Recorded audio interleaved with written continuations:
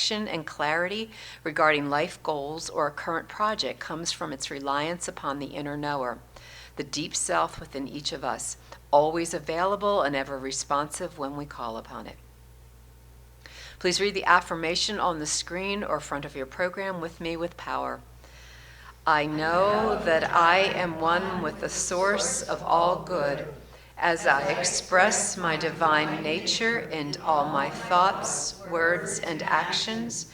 My good expands in beautiful, miraculous, and glorious ways from expected and unexpected channels. Thank you. Thank you, Nancy.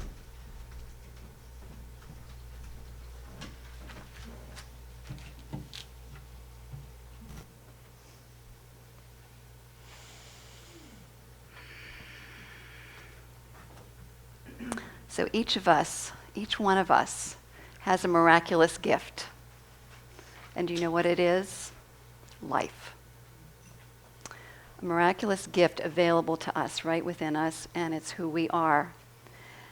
And too often, what can happen in this world of form and effect is that we seem to think that we can find whatever we're looking for outside of ourselves, whether it's advice, suggestions, or looking to popular trends to help us make decisions about what we're going to do with our lives.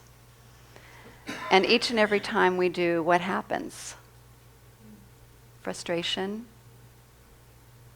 a loss of inner peace, just a feeling of being lost in general. And so what I love about our spiritual teaching is that it turns us back in the direction of where our happiness and our good really reside, which is within us. It's an inward journey. And so it really gives us back to ourselves and who we are in truth.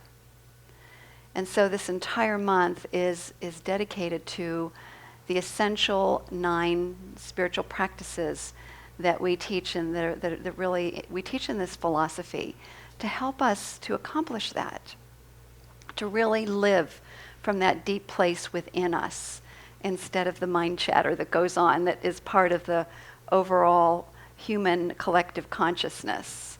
But it helps us to dive deep below that and to begin living from that place as a habit. And so these particular things are called, these practices are called the Divine 9. And I think Dan has a screen on it so we can just take a look at them. Anyway, last week we talked about the first 2. And the first 2 relate to the giving of ourselves, the giving from our infinite beingness. And so the first one was seva that we talked about. We had some beautiful sharings from our practitioners and ministers about seva and what it's meant to them. And seva, or sacred service, is the giving of our time and our talent from that place of divine overflow. And we all have it within us, and particularly as we continue to do our spiritual practice, we continue to come from that place of overflow where we have plenty to give to others. And we learned that it's not just what we do, it's not about volunteering, it's about bringing that seva consciousness into every activity, every interaction, so that we are aware we're always bowing to the divine and the other person. We're always serving spirit as we serve the all, whether it's people or any other forms of life on this planet and beyond. And then the other one that we talked about last week was sacred giving. And we talked in particular about tithing. And there's still some forms in the back if anybody wants to take our 90-day tithing challenge. But it's a money-back guarantee. We decided to do that to let you explore and experiment with, if you haven't done this before, what it means to tithe and then what the results are for in your life. Now remember, we want to do all these practices in tandem. That's how we get the best results.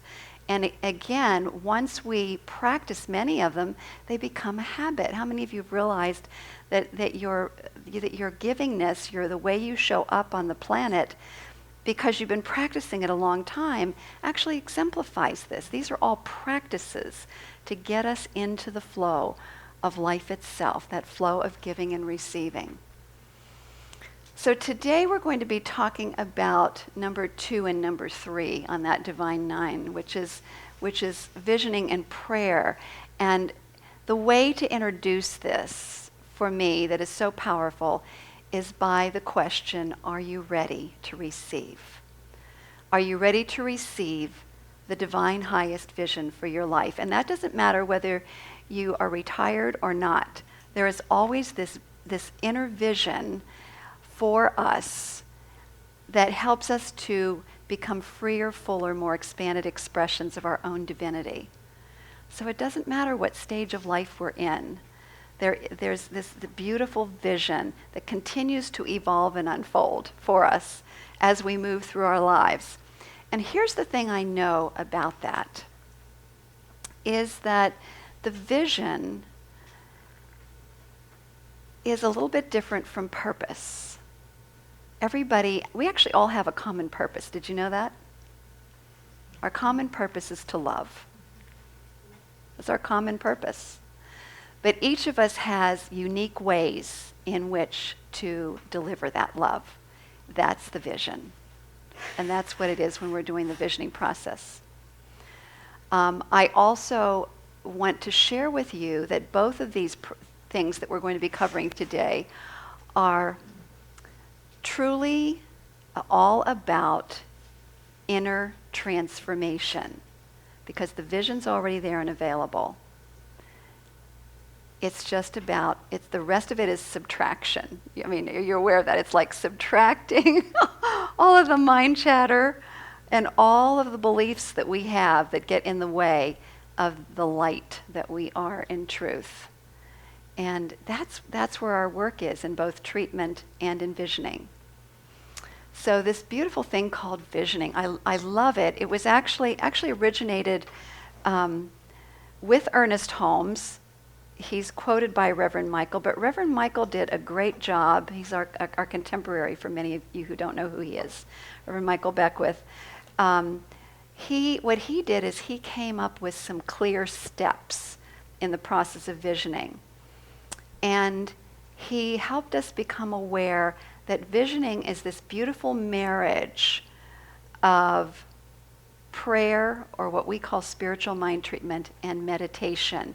So what I have become aware of, if I do a visioning for the day, I've done both meditation and treatment, because it's all wrapped up into that one process. And so visioning is at least in the Christian tradition, is based on the quote from Proverbs 29:18, where there is no vision, the people perish. Where there is no vision, the people perish. So we have a choice. We have a choice to either live by default or live by vision. So let's talk about what default looks like, because it's important to realize that. We live by default when we complain, when we rage about what's going on in our lives and what's wrong with it, when we rage about what's going on in the political system, and any time that we give our energy to what we don't like, we're living by default. We're actually creating what we don't want. I continue to remind myself of that every time I start to get riled up about what's going on in the political world. I keep reminding myself, no, that's poor use of my energy if I complain about it or if I get riled up about it. It's better use of my energy to stick with the vision of what it is that I see, joining other people. And if any of you are part of the intenders of the highest good, the emails that come through, that's living in vision. They present a vision. How many of you are doing that? Great.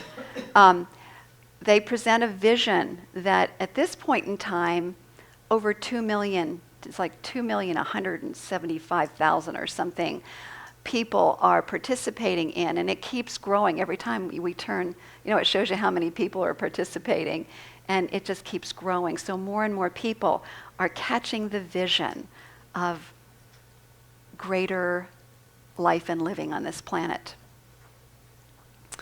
So vision is so important. So if we live by default, we know what we get, because energy, our creative energy, goes in the direction we don't want it to go. But if we consciously choose and place our attention and our creative energy on vision, amazing things begin to unfold. This can happen personally, it can happen with our spiritual community, and it can happen in the greater life and living on the planet.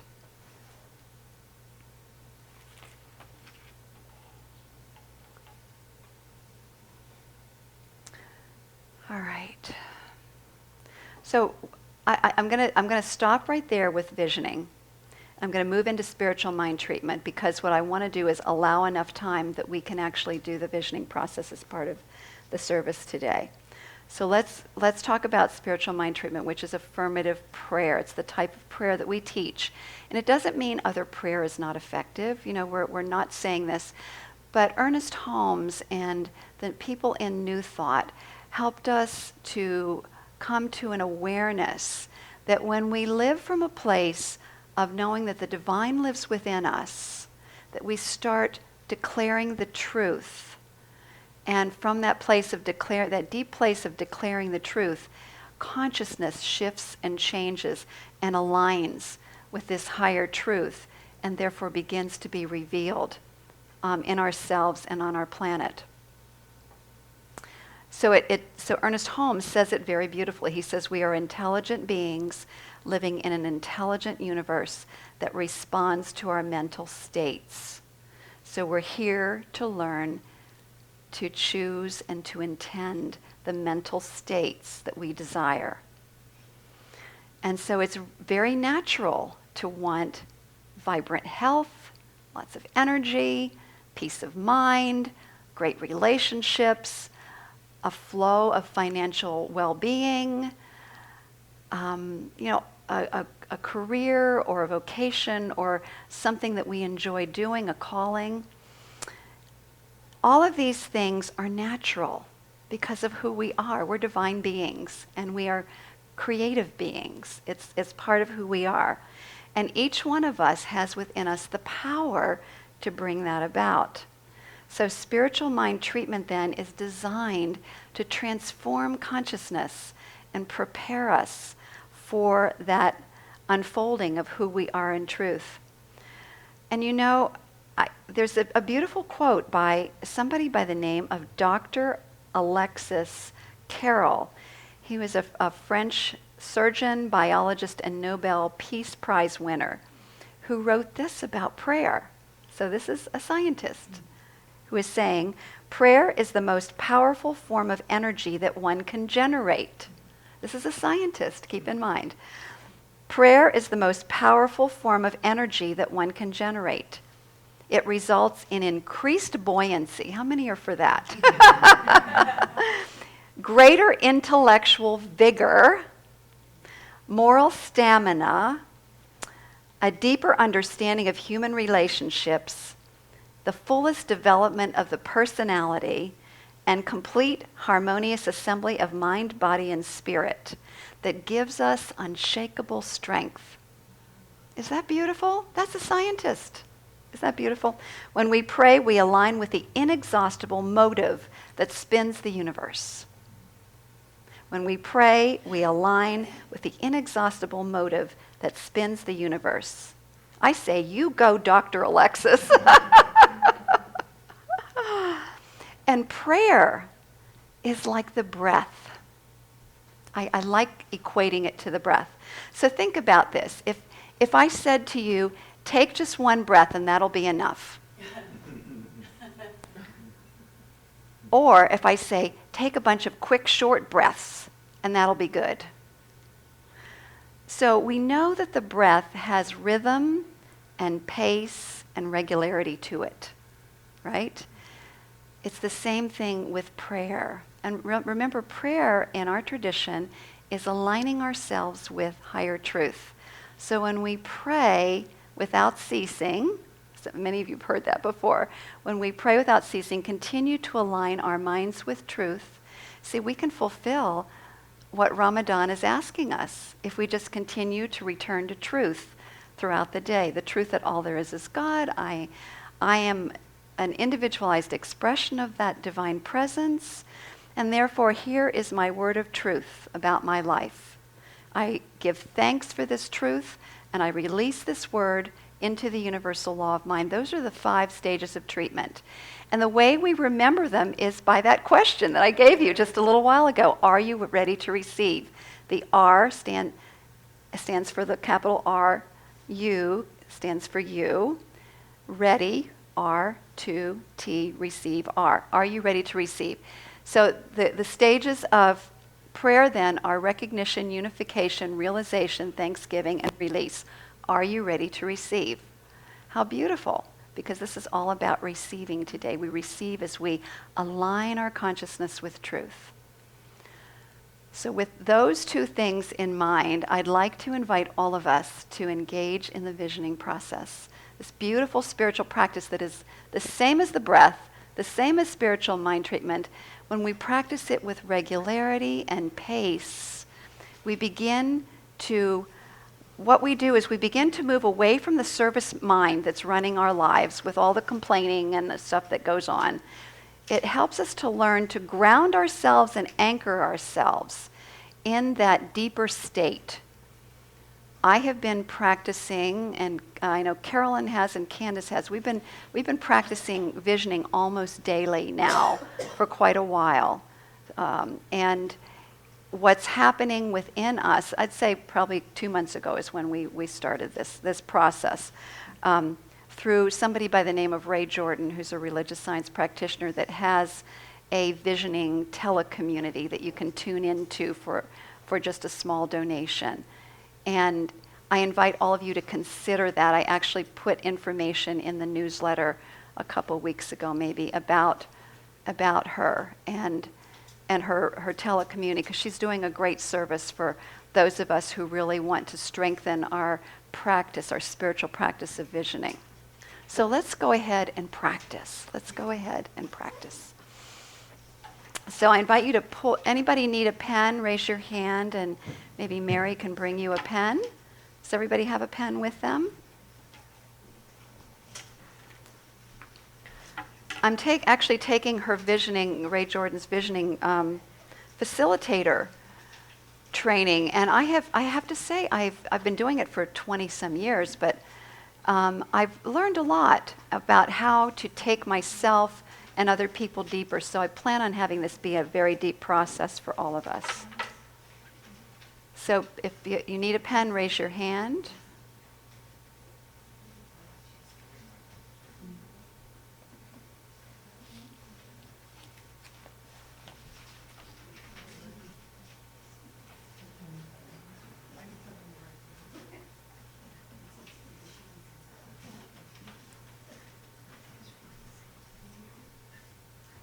All right. So let's take a deep breath, everybody. Everybody ready? Take a deep cleansing breath. Relax as you exhale slowly. And I invite you to take another deep cleansing breath and close your eyes. And relax as you exhale slowly. And one more deep cleansing breath. Relaxing even more as you exhale slowly.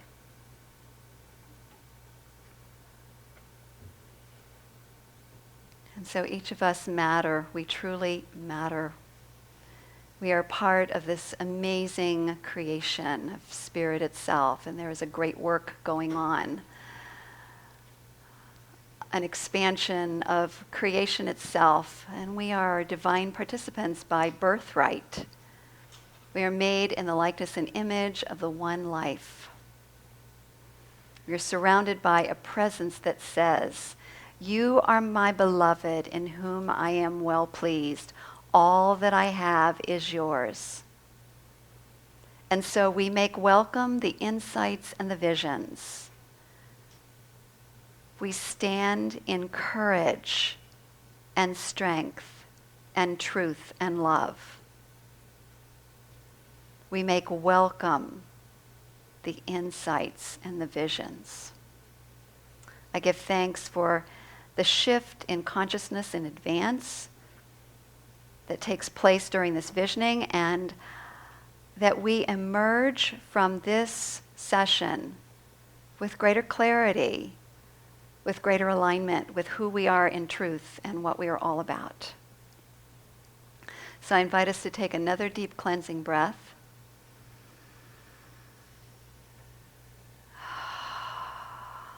And so it is.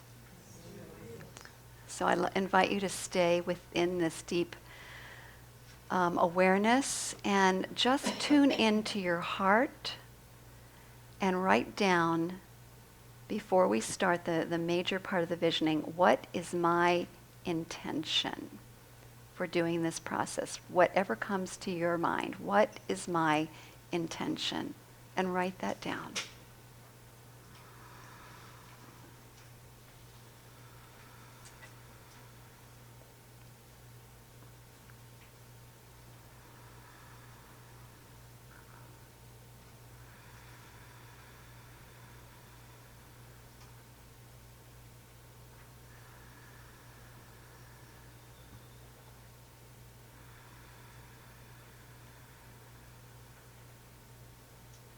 Accept that by repeating after me. I accept the fulfillment of this intention.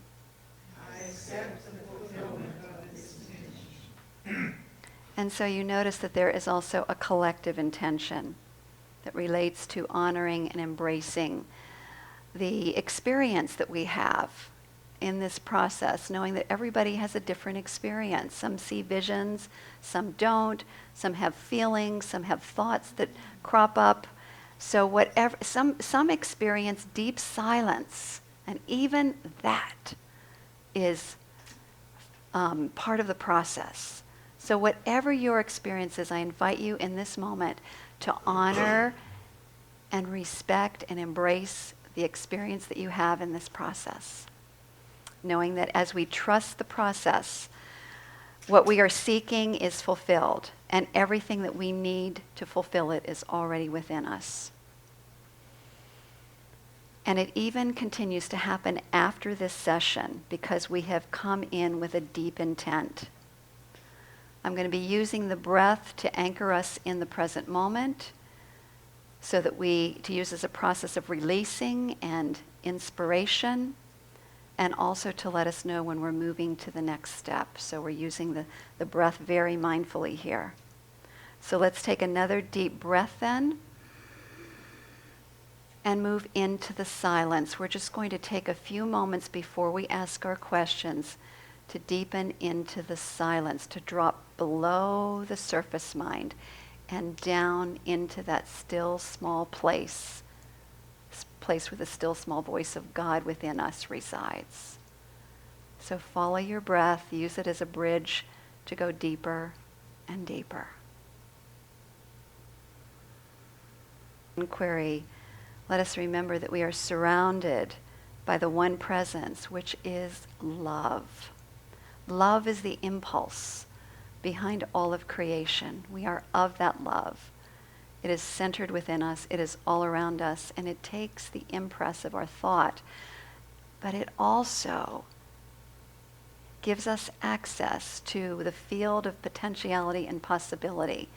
And so that is what we are opening our hearts to. So with open hearts, we open to the field of pure potentiality and possibility, where the ideas in the mind of God, the visions in the mind of God that are perfect for each and every one of us reside. So take another deep breath and drop into that field of pure potentiality and possibility, that field of love itself.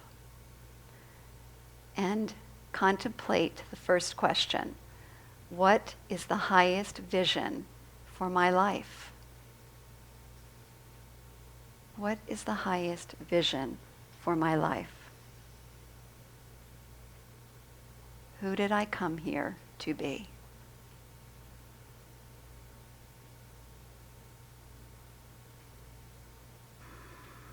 And move on to the next question. What must I become or reveal in consciousness to be available to the vision? What must I become or reveal in consciousness to be available to this vision?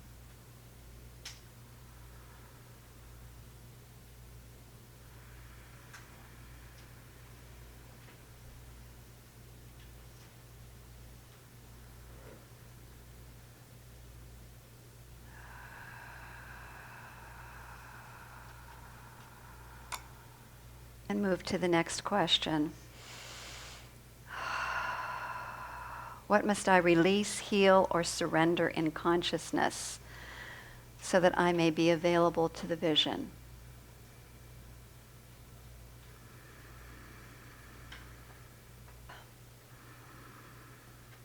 And the next question. What must I know more fully?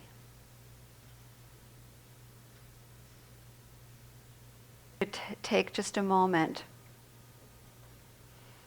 and just reflect on what you wrote and see if there is anything else that you would like to add to that, anything else that comes up in this moment.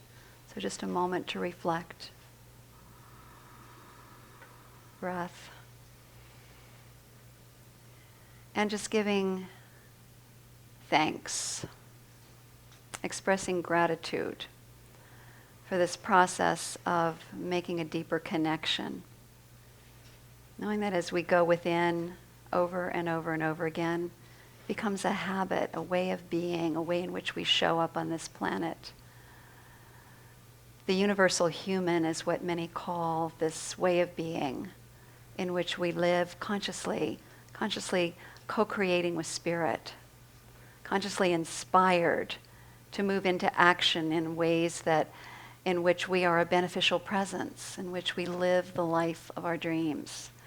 So I invite all of us to say yes to the vision.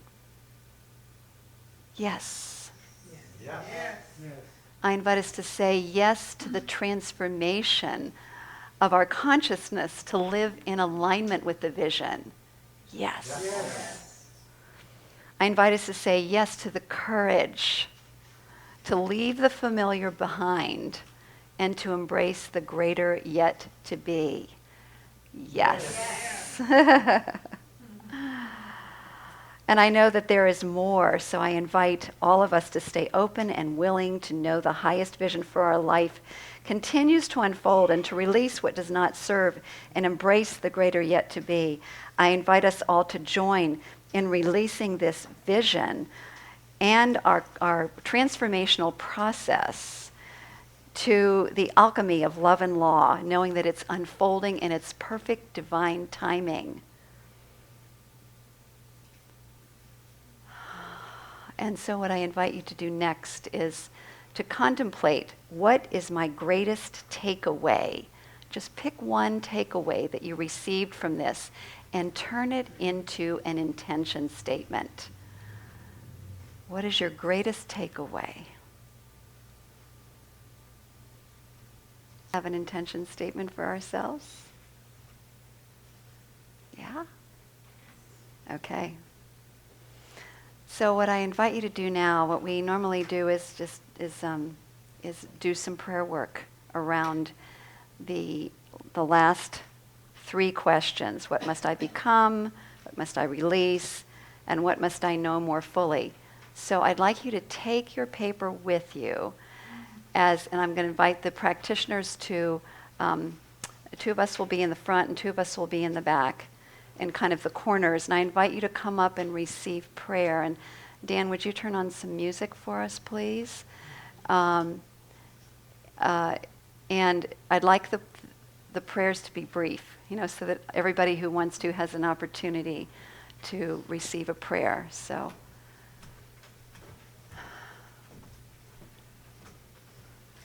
Then when when you're ready, you can come forward for prayer. Hi.